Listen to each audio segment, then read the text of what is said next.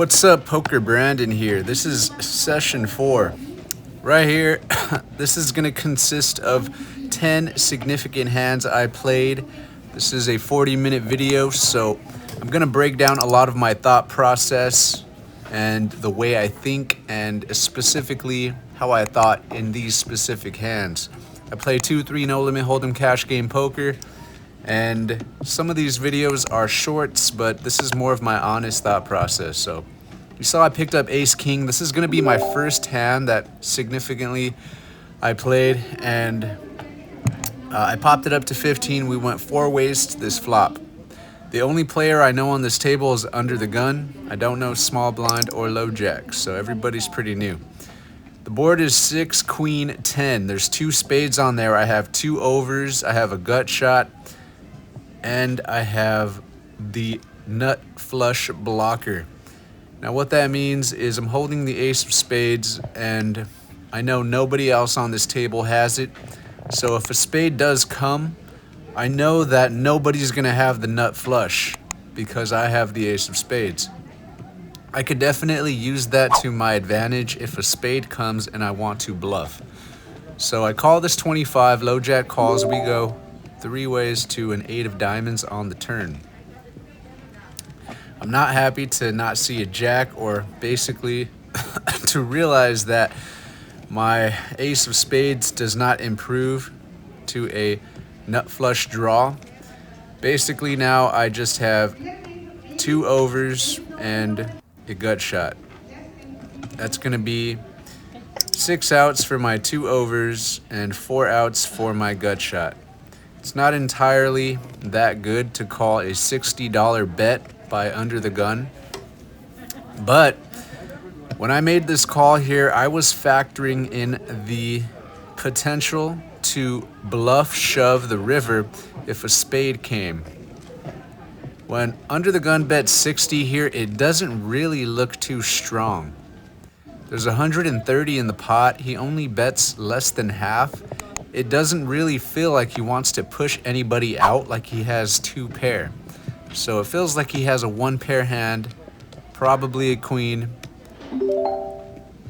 and 7 of spades comes on the river. So first, I'm just curious to see what under the gun is going to do. His stack is only 125, and he checks.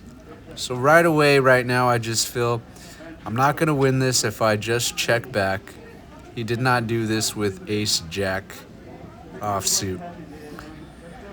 The only way I'm going to win now is if I bet. And I notice he has about 120 in his stack. I go ahead and raise it to 125 effective, basically his whole stack.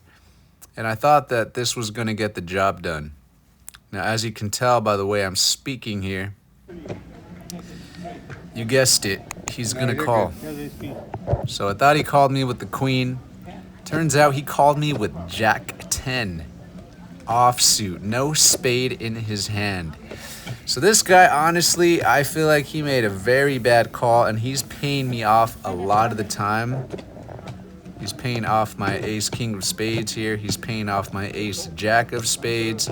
He's paying off my king queen of spades, queen 9 of spades. He's paying me off a lot of the time there. So anyway, let me just get right into the next hand. The first hand I ended up losing about 200. I added on 200. So I look down at ace 10 offsuit. Under the gun limps in. +1 raises it to $6, which I found pretty weird. Low jack made the call. High jack made the call. And I see my button in front of me, and I like my position, and I bump this up to $30 to isolate one of these guys. Now I was surprised to find out that the under the gun +1, who raised it to 6, also had a $30 hand. Low jack comes in because of the pot odds, and high jack has even more pot odds. So mission failed there. So we go 4 ways. Now when I see this flop 3, 10, 6, I like that I have top pair. At +1 bets out 15. Low jack gets out of the way. High jack is thinking, and he makes a call. So I have top right here. I hate that I do not have a club, and I'm not sure how +1 plays yet. But just to guess, I basically put him on a club draw at this point because it just looked very much like he wanted to see a cheap turn. And hijack just called, and that also made me think he wanted to see a cheap turn. So if someone has a straight draw, someone has a flush draw. I'm not sure if this guy's good enough to min bet to bait a raise, but then I'm not sure what the heck he put me on to even think I would do that. So I feel pretty good about my hand. It feels like someone here has 2 overs, someone here's on a flush draw, and instead of potting it, which would have been about $160, I figure I have 230 in front of me. It's only $80 more if I go all in, so let me just go all in here. I went all in, and I did not want to see that call from +1. Hijack even thought about it, but hijack is gonna let it go.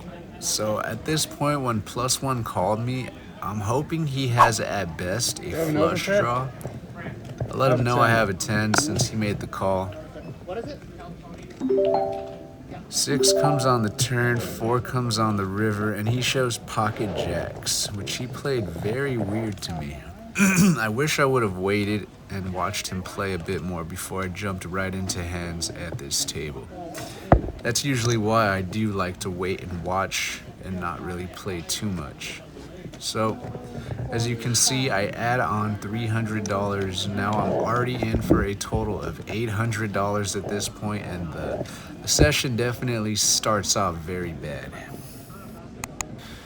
Alright, so hand number 3. I have about $260 in front of me. Under the gun limps in, hijack limps in, and Cutoff, who was the player in the first hand who called me down with Jack 10 on the river to hero call my ace king offsuit, he's on my right now. He just raised it up to 15, and I see ace king of spades now. I have the same hand, only better against him, so I 3-bet him. Limpers get out of the way, and Cutoff looks at me,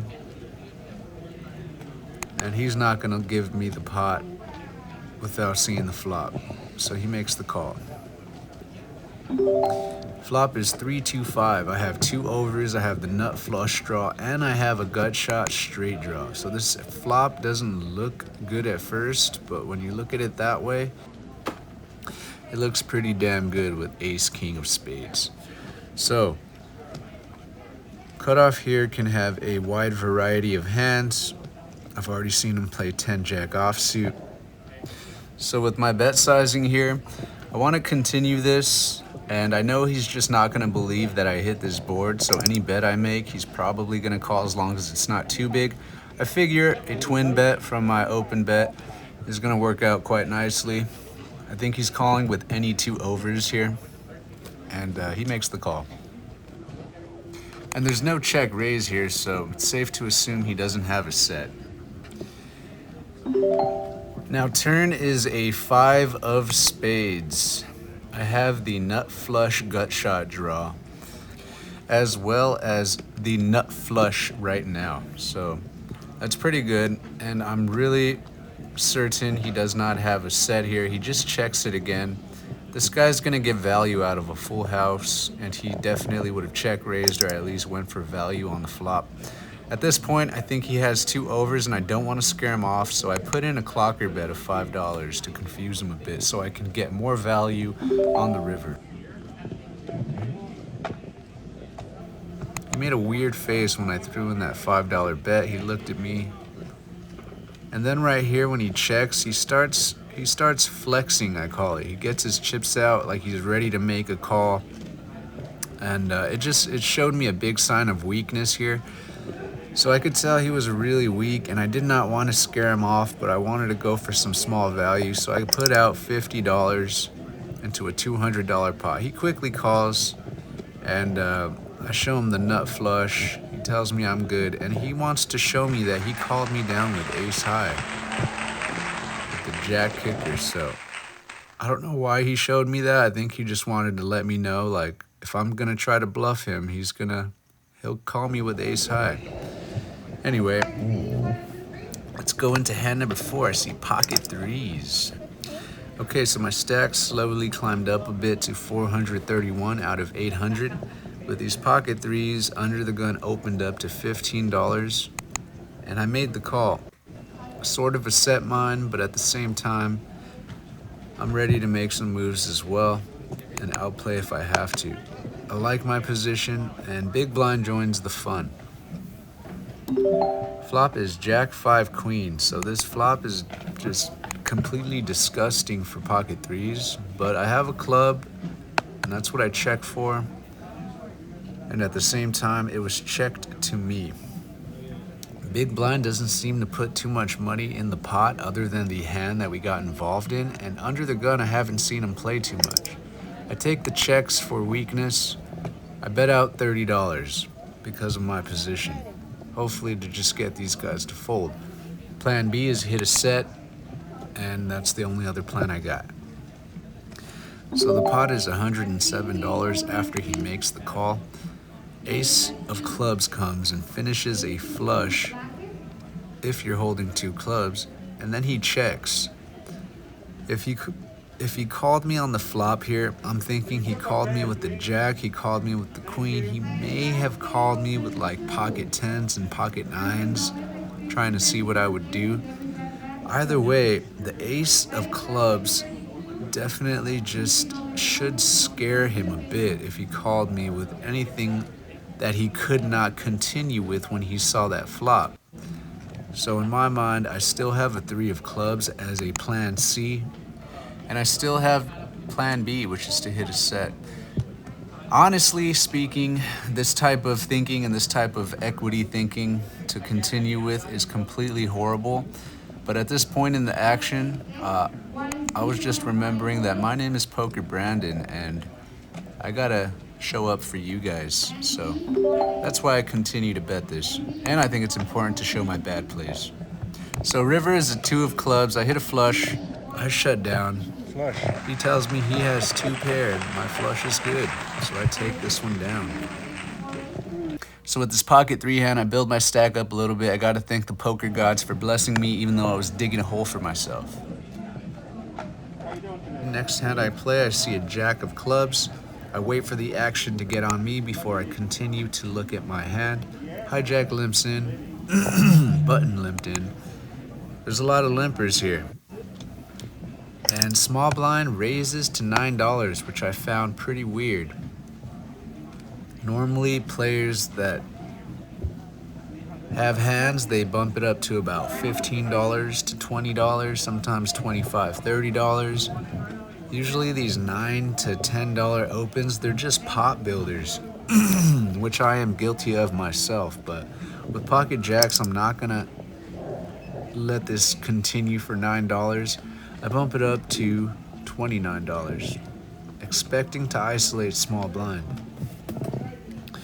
But these limpers, they have $3 hands, and then they have $29 hands. They have $3 hands, and they have $30 hands. That's just how they play. So hijack limp calls, and we go 3 ways. Flop is 7-3-2. Pretty safe flop for pocket jacks. Small blind checks to me. I check if I have a spade, which some say that's not good to do. Personally, I don't think at all it really matters as far as how often I check my hand. If you think you got to read off of that, I could actually false tell to just make you think things because of it. But anyway, just to continue with this hand, with my pocket jacks, with my overpair here, I'm sort of tired of losing. Hands, so I throw out a almost pot-sized bet here. It's about 85% of the pot. And I sort of want to flip my hand face up at this point and show some strength. Now hijack calls, which I found very interesting because he called really fast. So I'm not too worried that he had an overpair unless he played it super weird here. 5 of clubs comes, and the only thing I can really think of is this guy just hit a set on me, or he's on the nut flush draw. Now, if he had a hand like ace-4 of spades, he just got there. It makes sense that he has a hand like ace-deuce of spades. So, as I'm thinking here, I put him on a flush draw, but I gotta charge him. I gotta charge him for that. I'm not really gonna give him a set yet. I throw out sort of a blocker 75. Also a value bet if he does have one pair. And a mini charge for a flush draw if he does have a flush draw. So it's sort of a merge bet here. On this river, the ace comes, and I'm just sort of devastated inside because if he was on the nut flush draw, he just hit that ace. I don't think there's any bet I could bet here to push him off that ace. I don't think he's gonna put me on a 4. So at this point, I'm sort of done. But I need to see the showdown here. So I'm trying to figure out what kind of blocker I could put out here to see showdown. Now, as I'm thinking, I'm wondering and thinking that this guy's never really seen me put out a clocker bet. So I go ahead and clock him for $5 to confuse him. He bites, and I show him that I have pocket jacks, and I was certain he was going to show a winner, but I was not certain, and it was very surprising to me that he showed pocket threes and he hit a set on the flop. So that player there, he plays very interesting. He's either a genius or just a very safe nit, and I couldn't tell, but the more I watched him play, it definitely made me very confused. Okay, so 6th hand of the night. +1 opens to $10. He's the interesting player. Cutoff makes the call, and I look down at 10-9 suited. Diamonds are my favorite suit. I just like the way they look, but I do not play them differently, just so you know. But I go ahead and make the call while I'm on the button. Small blind makes the call. We go 4 ways. So flop is Queen 7 Jack. I have an open-ended draw. There's no diamond on there, so that disappoints me. Small blind checks, and +1 jumps up very quickly. He looked like he got pretty excited, and he jumped up and bet $25. He's also the open pre-flop aggressor. Now he's a really interesting player. I'm sort of confused at his play style. So I thought about raising here, but I go ahead and make the call, and the reason I wanted to raise was to get small blind out, but small blind got out anyway. So we go 2 ways. Turn is a 7, so it slightly decreases the value of my draw. But when under the gun +1 bets $25, it feels like weakness to me. It feels like weakness, but at the same time, I'm remembering that he sort of plays weird. So he could have a huge monster right here, but it's hard to tell. So I just go ahead and continue since he made the price very callable for me, and I just call. So I continue to see the board, and the board is a 5 of hearts, and then he checks. So my intuition is now telling me that he did get weaker on the turn, or he felt weaker, and then the river came and he just felt even more weaker. So at this point now, the only way I'm gonna win is if I bet. Now, I'm trying to size up a bet sizing here that makes sense. I called him down 2 streets. I could have a flush, but it makes sense that I do have a weak queen, like a queen 10, queen 9 type hand. I am holding a 9 and a 10, and if he doesn't have a queen, how is he going to make the call? So I go ahead and bet out $80, thinking that might get the job done. He snap calls me, and I'm just confused again, wondering what the hell he called me with. He shows that he had Queen Jack. He had top 2 pair. So that guy's either a genius and he induced me to bluff, or he's just a very interesting player. I don't know. Comment what you think about that. I wanted to include this just to give you a little bit of the reality of poker. It's not all hands and bets. A lot of it is watching other guys talk while it's his turn to take action. Well, they can see through the card that I called. Yeah, that's the only way. Not even like that because, you know. So. Okay, so there's a couple new players now at the table. I added on another $100 to my $800 investment. So now I have $900 invested at this table. What you didn't see was that I built it up to $400 at some point. I don't remember how.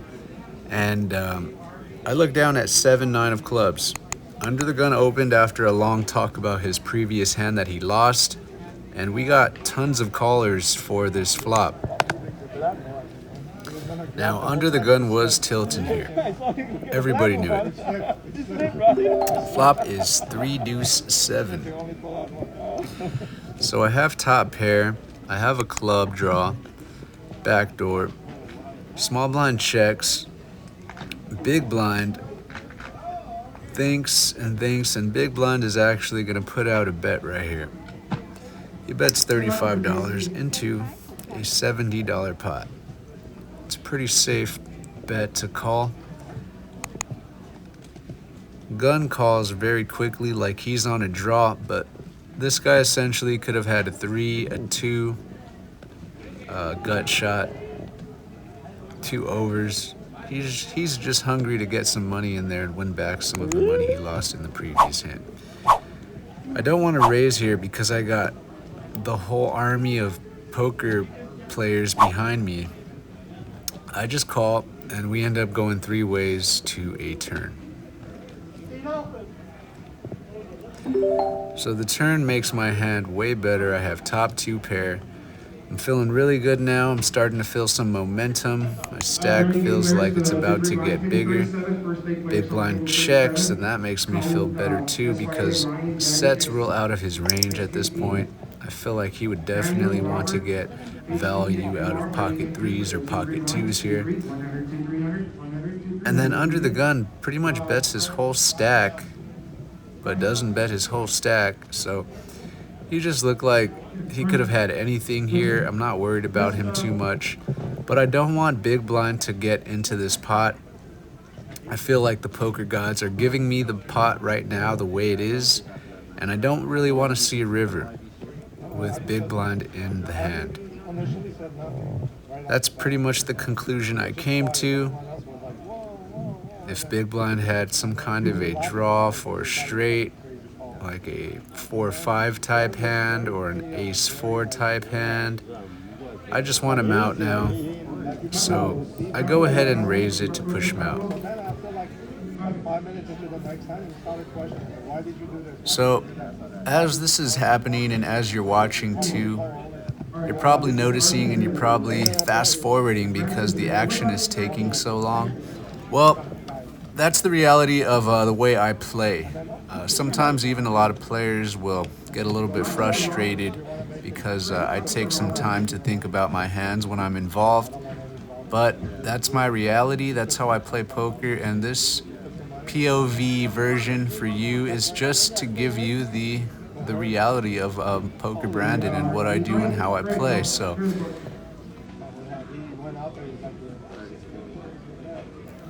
So I hope you don't mind how long it takes for us to act as far as the action. I like to make this realistic as far as my session videos. Big blind folded and we went 2 ways to a showdown.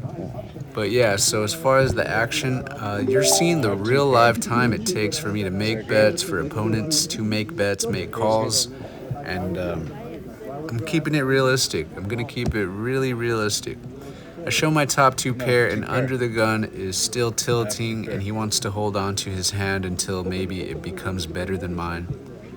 but that's not how poker works. You got to throw away your hand when you're bad. So he lets it go, and he calms down a bit. But I take that pot down, and my stack is now climbed up to $686. So I'm feeling really good. So right here, I'm on the straddle. There's all these limpers all the way down to me. I see Queen Jack of Diamonds. Now, this is a hand I want to play, and this is a hand I want to play against 1 or 2 people, not 4 people.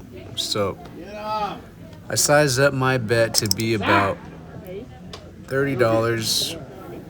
It's about $6 more than the total of the pot. I figure that's a good amount to get one guy in. Low Jack, who is actually a very, very quiet player, makes the call. Now, I've only seen him play like 1 hand per 7 orbits, so he's the guy I'm worried about. And then Button makes the call, and honestly, he's running so good against me, I just really don't even want to put money in the pot when he's in the hand with me. Anyway, we go to a flop 3 ways, and the flop is 8, King, 7, and they're all black cards. It's honestly the most disgusting feeling when I just pop this up to 30. But I'm not one to give up right now. It doesn't matter that I have $900 invested and I'm down pretty much $250. I'm gonna keep playing poker. I pretty much have a couple back doors that are really not that. There's really no equity to hit these with these black cards on the flop, but I do have a couple backdoor straight draws and that reason enough is what I got to continue and make a bet of $60. It's a very bad bet. If I ever come in this situation again, I think I would never do this, but I do it here, and I think it's important to show my bad plays so that you can see them and get better. Low Jack makes the call, and then a king comes, so pretty much now I have no equity for showdown.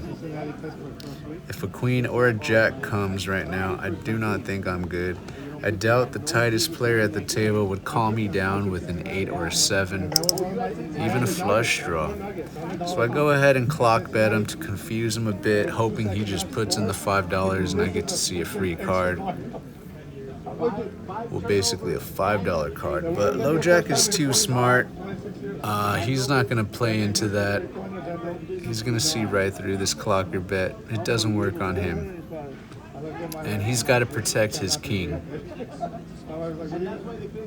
So he counts out an amount that I cannot call, and I'm not about to bluff shove this guy. So I sort of stall just a bit to not let the table know how stupid I played this hand. And I go ahead and let this one go. I'm not that crazy. And I want you to keep this play in mind because Low Jack and I are going to duke it out for the next 2 hands after this. All right, so that concludes the 8th hand, and this is the 9th hand I play. So my stack has now dropped a bit to $600. I'm down $300, but I see King 9 of clubs and I'm on the button, and there's only an open of $10 from the hijack. That definitely does not seem too strong. So with my King 9 of clubs, I'm sizing up a bet here to isolate the hijack and play him 1v1. I like doing this with my suited kings, and chips you got over there, bro? with the king in your hand, you definitely have card removal for ace king, pocket kings, and usually if somebody has aces, they're gonna scream it out pre-flop. So I love playing these king hands, king suited hands. I raised it up to $27, hoping to isolate, and small blind took a long time, but actually makes the call. He's a new player, so he just might have that new player urge to play. Didn't expect it, but it wasn't surprising. But what was surprising was low jack. I mean big blind, sorry. He was low jack from the previous hand, but big blind, who's the tightest guy, he comes in as well. So we go 4 ways to a $100 pot. But the flop is pretty nice for me. It's 9-7-7. So the blinds check, which tells me one thing, that these blinds do not have a 7. Hijack checks as well. Now when these blinds check, I just really feel like they don't have a 7, because if they did, they're definitely gonna protect their 7 from that flush. If any one of them had a 7, there's no way they're gonna check that, knowing 3 guys are behind them, 2 guys minimum, who may have a flush and get a free card if it checks around. So I feel pretty good about my 9, unless somebody's slow playing something fishy here. I have card removal for a set of 9s, and it doesn't feel like there's any overpairs out here. So I bet $90 to take the pot down. I do not want to see a heart. I like that I have clubs. I think my 9 is pretty good. The only thing I don't want to see is a heart. And at this point in the session, I did just want to take this pot down because I felt like when the poker gods are giving me the flops and the turns I need, take them down now, because my stack has already been taken away from me in the beginning of this session. Remember, at this point in my session, I am down about $500, so anytime I see an opportunity where my hand has very good showdown equity to take a pot down, I go for it. Okay, so you can see how long it takes for this action to go. Big blind ends up making the call, and at this point he didn't look too strong. Like I said, if he had a 7, I felt for sure he would have bet that on the flop. And when he checked the turn, as he does right here, I really feel like he doesn't have a straight either. It feels like a flush draw. He may have ace 9, and he may have pocket 10s. And he's the type of guy that plays very safe. He was a very safe player. He was the nittiest, most safest player on the table. He was here when I sat down in the beginning, and he was still here, and he was pretty much the biggest stack on the table the entire time. Only playing and taking safe opportunities. So knowing that, I know that at this point, I don't want to see a heart anymore. I feel like my hand is either good, or I'm up against a safe player who's playing pocket 10s this way. He might be playing ace 9 this way, and I need to really make him feel like right now I have a 7. It gets the job done. On the video.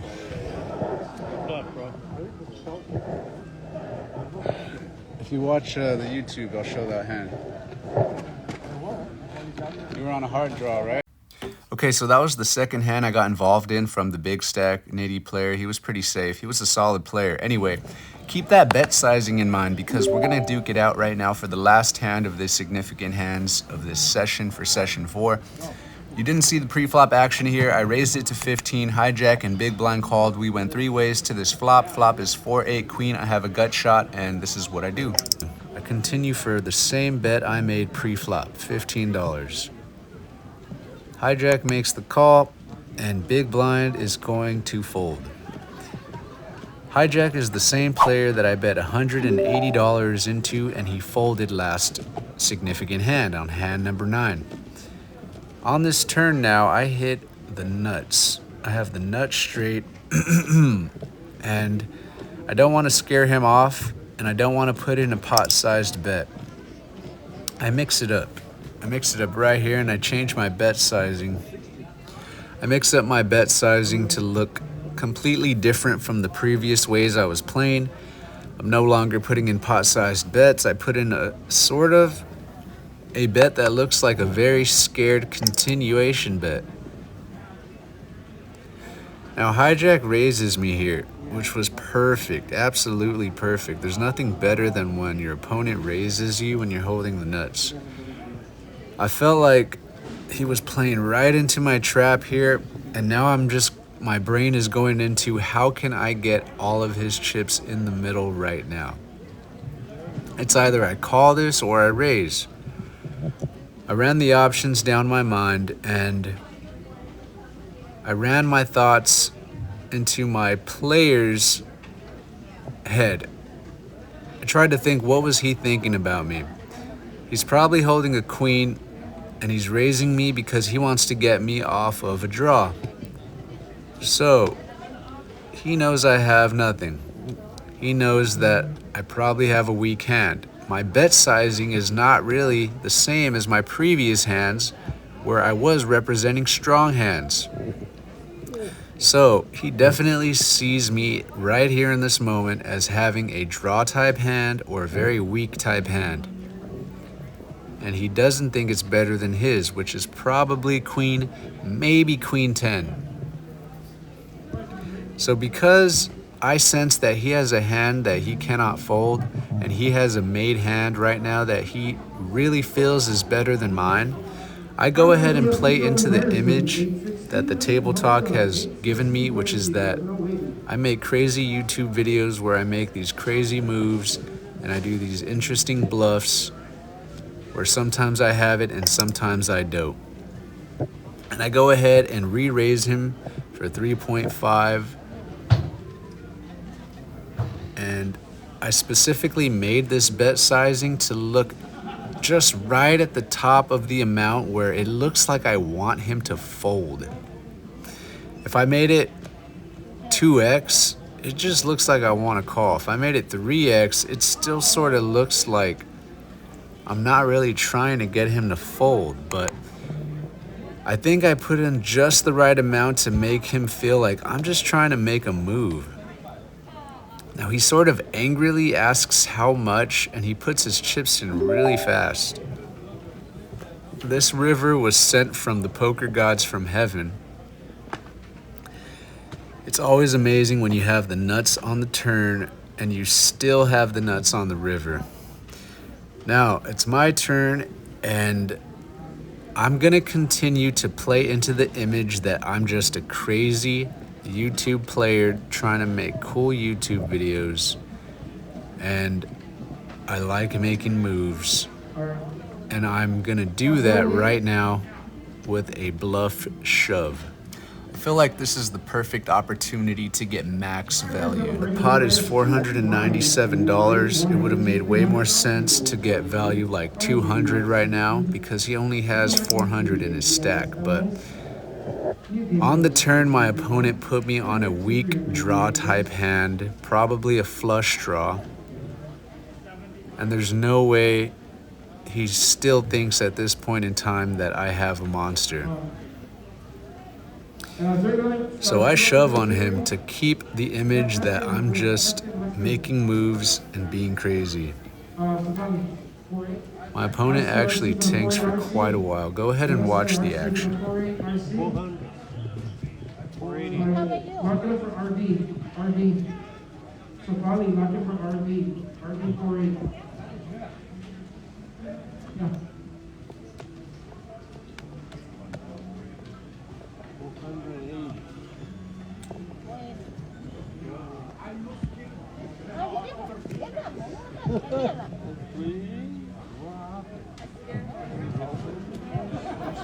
I don't want to accuse my opponent of angling me, but this was pretty interesting. When my opponent was looking at my chips and then he started to think about calling here, he sort of moved his chips around and like one chip accidentally bounced close to the calling line. If you go back and look at that, I don't think that was an angle. Let me know what you think about that, but that sort of did almost get me to jump and show my cards. So might have been an accident, but anyway, go ahead and continue watching the action.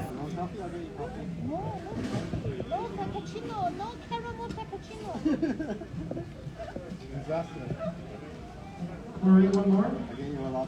Yeah, Ate Adela for the 4-H. 18 for the 4-H, 18. 18, my eye. White eye for the 48, white eye. I have the nuts. Okie, 48, Okie. Okie, 48. Somali,